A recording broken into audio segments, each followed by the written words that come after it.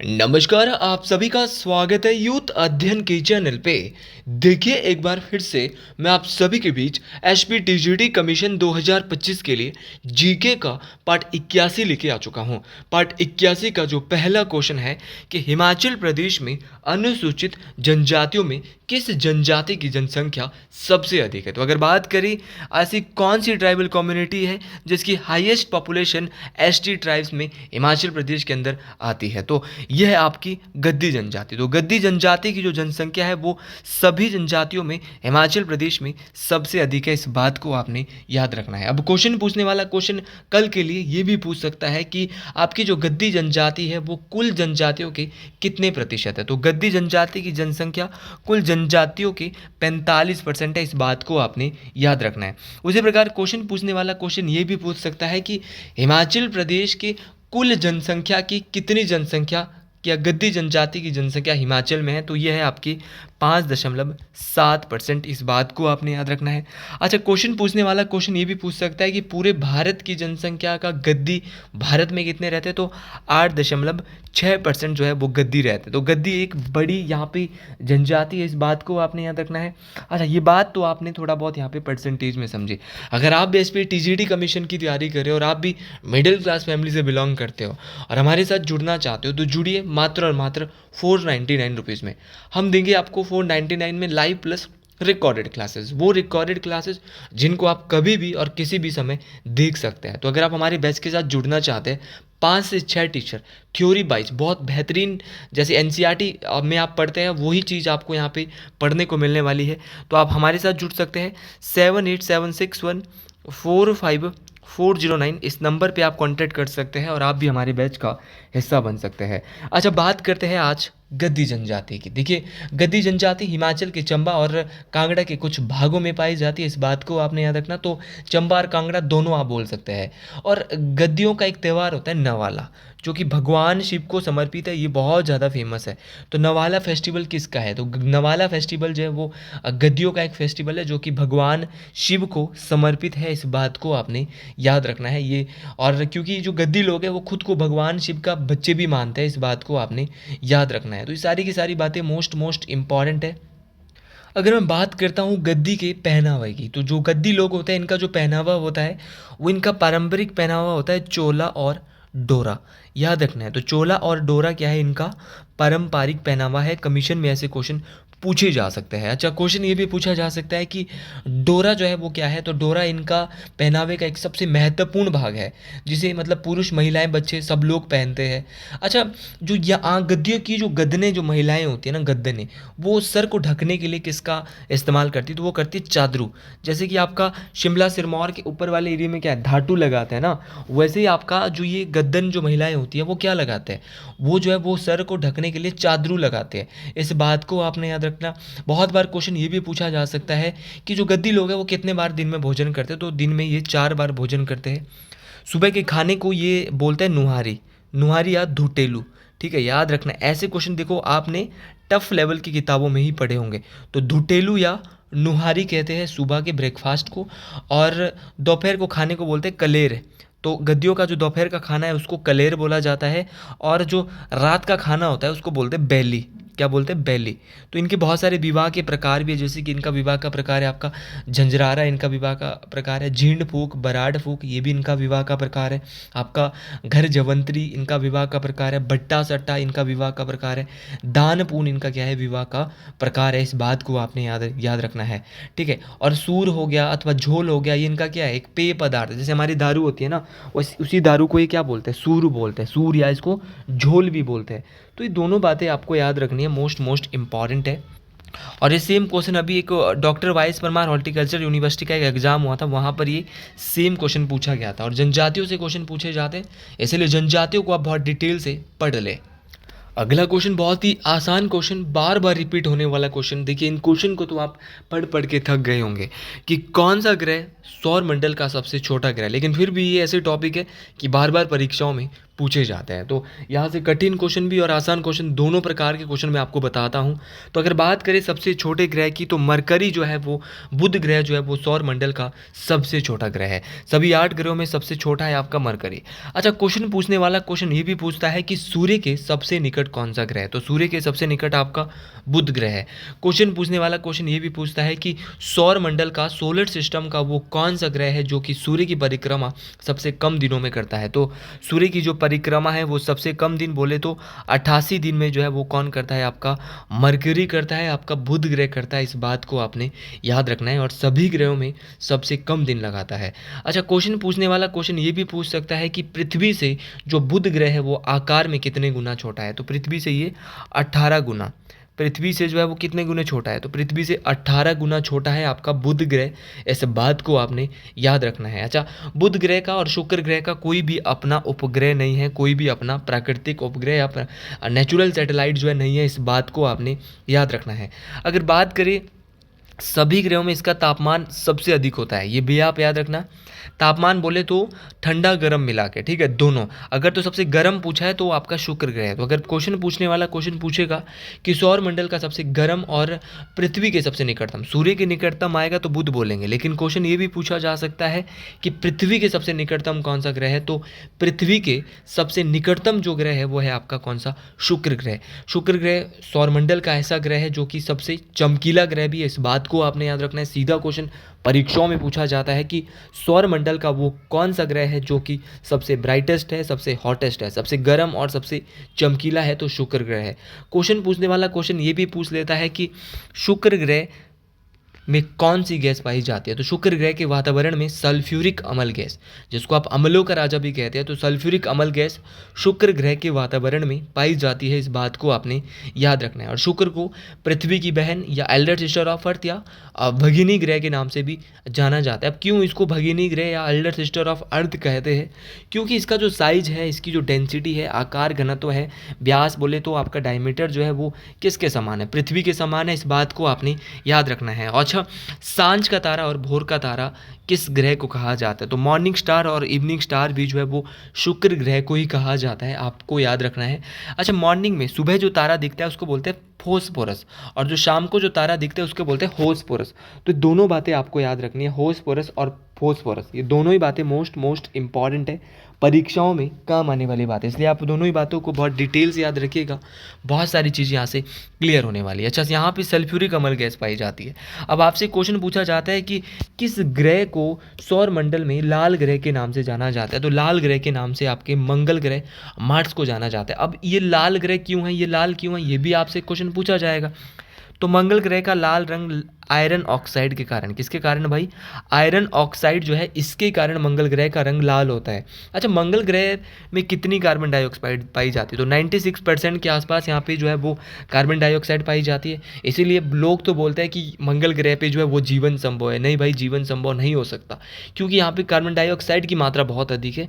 यहाँ पे मेंटेन होनी चाहिए। देखिए, पृथ्वी को वरदान जैसा यहाँ मेंटेन है, तो यहाँ पे आप जीवन जी सकते हैं। तो एकमात्र ग्रह जहाँ पर जीवन जिया जा सकता है तो पृथ्वी है। अच्छा, मंगल की बात कर रहे हैं तो वापस आते हैं। मंगल ग्रह अपने अक्ष पे झुका हुआ है। तो मंगल ग्रह अपने अक्ष पर 25 डिग्री झुका हुआ है। बहुत बार ये क्वेश्चन पूछा गया है, और यहाँ भी पृथ्वी के समान मौसम परिवर्तन होते हैं। और ये जो है वो पृथ्वी का सूर्य का एक चक्कर लगाने में, सीधा क्वेश्चन पूछा जाता है कि मंगल ग्रह सूर्य का एक चक्कर लगाने में कितने दिन लगाता है। तो याद रखना 687 दिन लगाता है। इस बात को आपने याद रखना है। अच्छा, मंगल के 2 उपग्रह है, एक फोबोस है, दूसरा डिमोस है।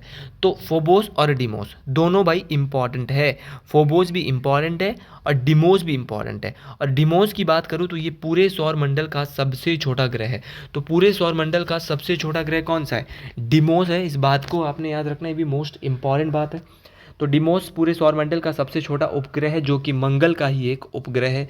इस बात को आपने याद रखना है। और ओलंपस मोन्स एक पर्वत है जो कि पूरे सौरमंडल का सबसे ऊंचा पर्वत है। और आपको ये बात भी याद रखनी है, ये ओलंपस मोन्स जो है वो पूरे सौरमंडल का सबसे ऊंचा पर्वत होने के साथ साथ ये कहाँ पे पड़ता है, मंगल ग्रह पर स्थित है। इस बात को आपने याद रखना है। अच्छा, बात करें आपके पृथ्वी का ऐसा कौन सा ग्रह है जिसको नीला ग्रह कहा जाता है। तो पृथ्वी को जो है वो सौर मंडल का ऐसा कौन सा ग्रह है जिसको नीला ग्रह कहते हैं? तो पृथ्वी को जो है वो नीला ग्रह कहा जाता है। क्यों कहते हैं? क्योंकि यहाँ पे जल की उपस्थिति है। जल की उपस्थिति के कारण जब हम अंतरिक्ष से जाते हैं तो अंतरिक्ष में ये हमें, अंतरिक्ष से जो हमें पृथ्वी है वो नीली दिखाई देती है। अच्छा, जिस प्रकार मंगल अपने अक्ष पे 25 डिग्री झुका है, उसी प्रकार जो पृथ्वी है ना, वो कितनी झुकी है भाई? 23.5 डिग्री झुकी हुई है। इस बात को आपने याद रखना है। ये दोनों ही बातें मोस्ट इंपॉर्टेंट है, इसके बारे में हम बहुत बार पढ़ चुके हैं।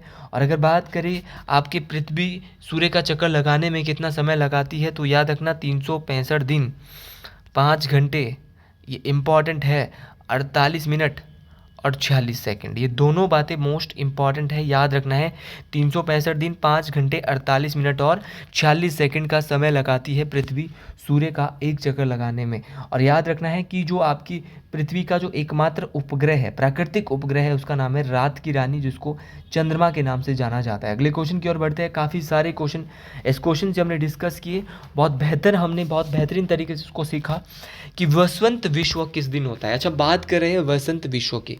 अगर बात करें वसंत विश्व की, आपका जो वर्नल इक्विनोक्स होता है वो आपका 21 मार्च के आसपास होता है। ये बात आपको याद रखनी है। तो जब इक्विनोक्स होता है तो इस दौरान क्या होता है? तो इस दौरान जो है वो जो सूर्य है वो भूमध्य रेखा जो है, विषुवत रेखा जो है, जो पृथ्वी को 2 बराबर भागों में बांटती है, इसके ठीक ऊपर चमकता है। और जिसके कारण यहाँ पे दिन और रात की जो लंबाई है वो क्या हो जाती है? बराबर हो जाती है। तो इसी को जो है वो वसंत विश्व वर्नल इक्विनोक्स कहा जाता है। इस बात को आपने याद रखना। अच्छा, आपने बहुत बार सुना होगा आपका समर सोलेस्टाइस कब होता है? तो समर सोलेस्टाइस आपका 21 जून को होता है। ये भी आपको याद रखना है कि समर सोलेस्टाइस कब होगा। तो समर सोलेस्टाइस आपका 21 जून को होगा, ये भी आपने याद रखना है। अगर बात करें आपके, इसके अलावा अगर मैं यहाँ पे, आप ये पृथ्वी है, पृथ्वी को 2 बराबर भागों में बांटती है भूमध्य रेखा। एक रेखा ऊपर है जो मैंने कल बताया था, जिसका नाम है कर्क रेखा, जो कि 23.5 डिग्री उत्तर में है। और एक रेखा है आपके दक्षिण में, जो कि 23.5 डिग्री दक्षिण में। तो 23.5 डिग्री उत्तर में है ट्रॉपिक ऑफ कैंसर, जिसको कर्क रेखा कहा जाता है। और 23.5 डिग्री दक्षिण में जो रेखा है उसका नाम है मकर रेखा। तो दोनों बातें आपको याद रखनी है, दोनों ही बातें मोस्ट इंपॉर्टेंट है।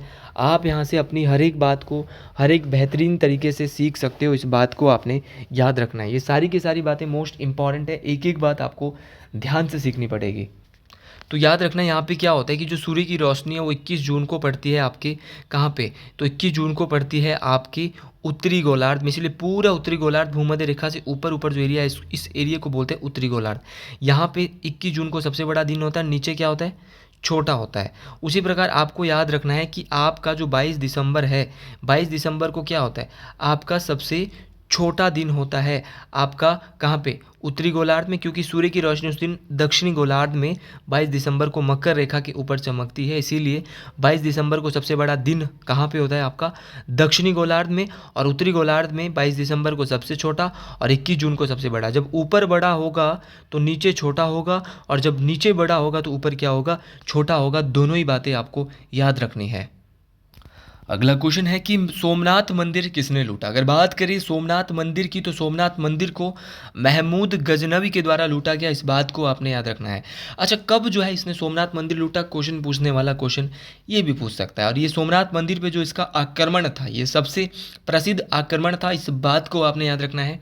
और इस मंदिर को जो इसने लूटा था वो 1025 ईस्वी में लूटा था, इस बात को आपने याद रखना है। अच्छा, क्वेश्चन पूछने वाला भाइयों ये भी क्वेश्चन पूछ सकता है कि इसने भारत पे कुल कितने आक्रमण किए थे? तो सोमनाथ मंदिर पे तो इसने आक्रमण किया ही किया, लेकिन इसके अलावा अगर इसकी बात करें तो इसने 1000 से लेकर 1027 के बीच भारत में 17 बार आक्रमण किया, इस बात को आपने याद रखना। और भारत को काफ़ी जो है वो विनाश तरीके से इसने तबाह कर दिया, इस बात को आपने याद रखना है।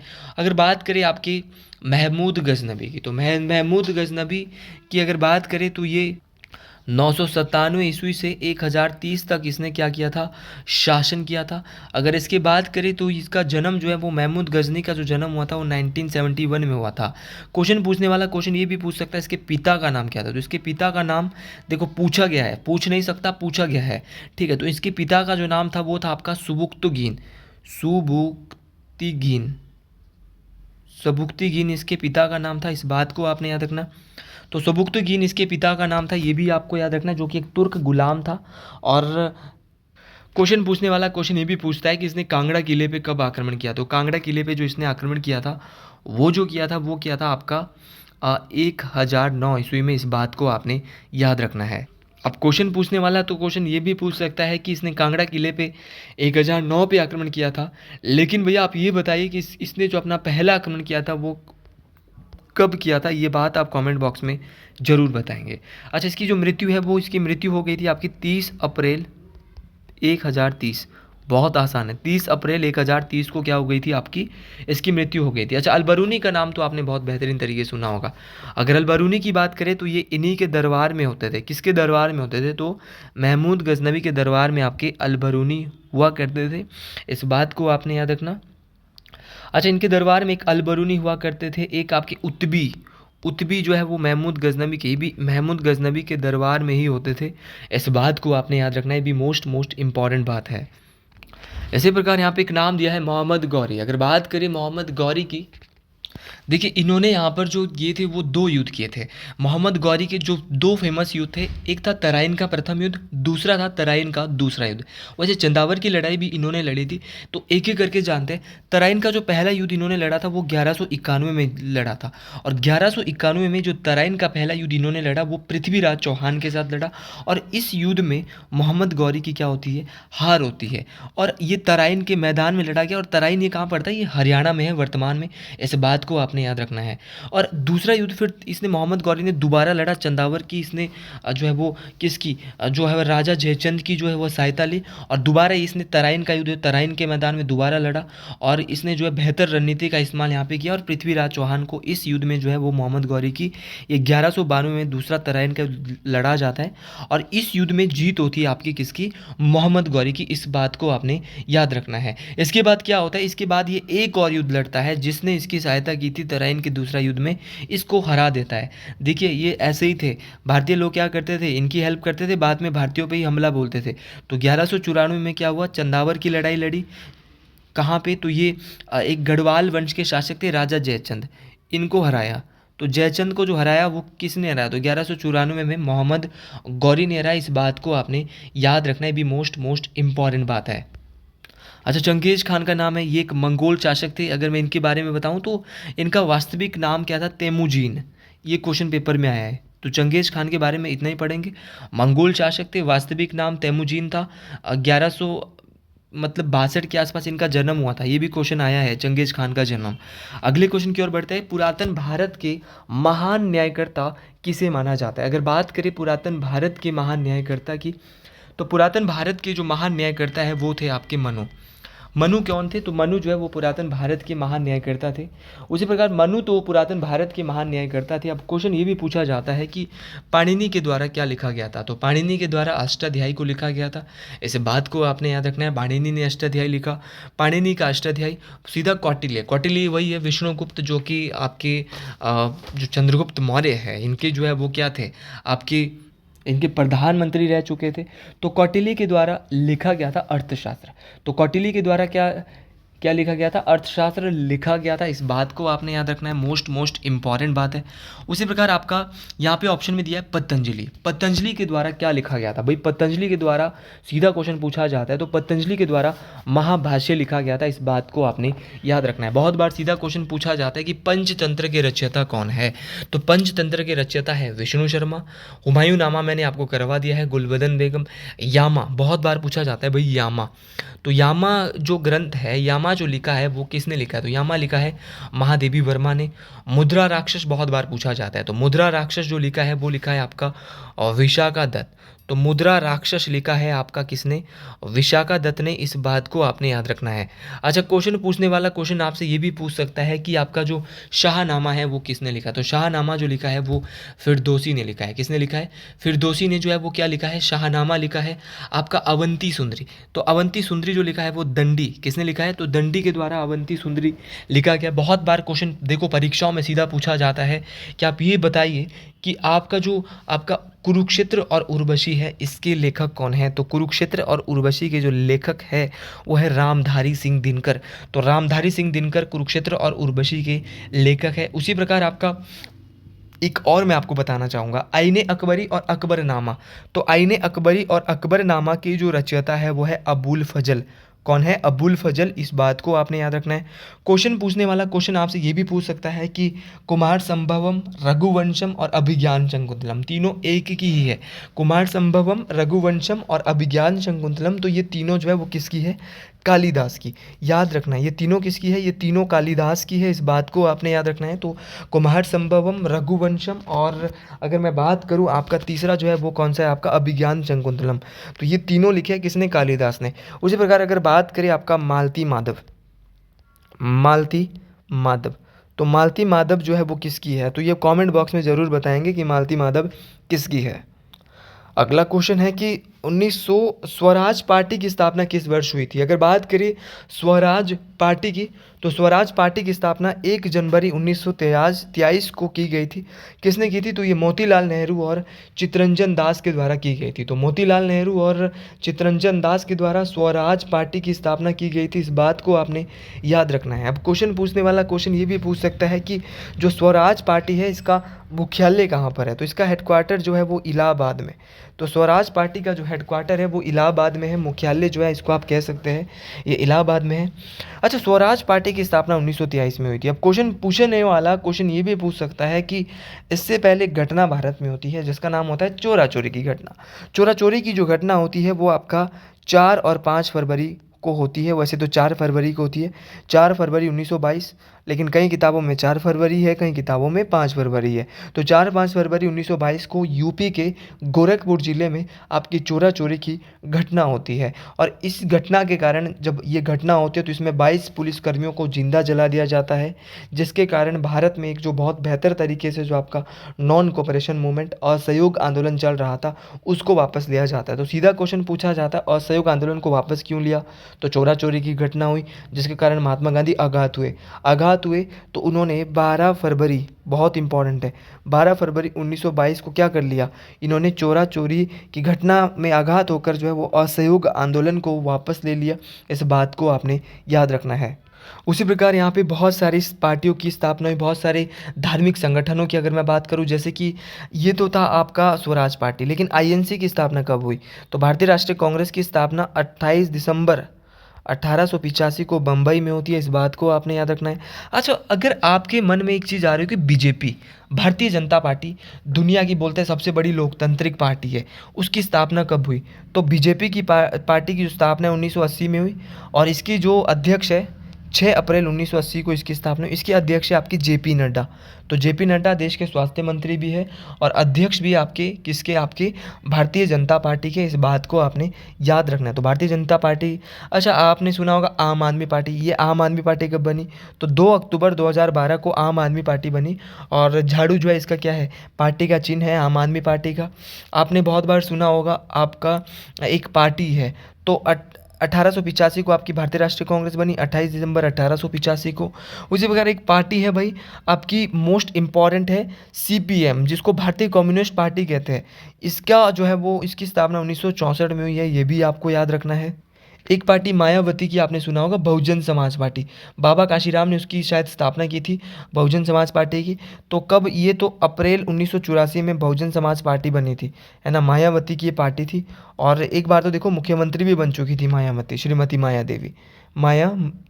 तो फाइनली यहाँ पे जो है एचपीटीजीडी कमीशन की डेट भी एक्सटेंड हो चुकी है और डेट एक्सटेंड होने से देखिए, अगर मैं आपको यहाँ बताना चाहूँ तो डेट बढ़ने से अब ये डेट जो हो चुकी है वो लास्ट डेट कहाँ पहुँच चुकी है? तो लास्ट डेट अगर मैं आपको बताना चाहूँ तो ये 31 अगस्त तक हो चुकी है। देखिए, सरकार दिन प्रतिदिन जो है वो यहाँ पे ये भी बढ़ा रही है, डेट भी बढ़ा रही है। तो डेट बढ़ने से यहाँ पे किसका फ़ायदा हुआ? ये मैं कल सुबह आपके बीच एक वीडियो डालूंगा। ज़्यादा से ज़्यादा लोग इसको शेयर करें और जानिए कौन कौन अब टीजीडी कमीशन दे सकता है।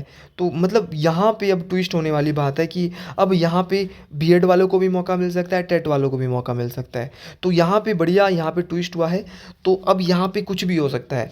तो आज के लिए इतना ही। बाकी अगर आपको मेरी वीडियो पसंद आई है तो कमेंट बॉक्स में आप ज़रूर लिखा करें लास्ट में हर हर महादेव, जय हिंद, जय हिमाचल प्रदेश। तो हर हर महादेव से क्या है, एक मोटिवेशन आता है और बेहतर तरीके का मोटिवेशन आता है। तो मिलते हैं अगले वीडियो में बहुत जल्द आपसे, एक नए वीडियो में अगले दिन। हर हर महादेव। वीडियो को ज़्यादा से ज़्यादा शेयर कीजिएगा, लाइक कीजिएगा, सब्सक्राइब कीजिएगा, और सुबह वाली जो वीडियो आएगी इसको तो पूरे हिमाचल प्रदेश में फैला दीजिएगा। हर हर महादेव।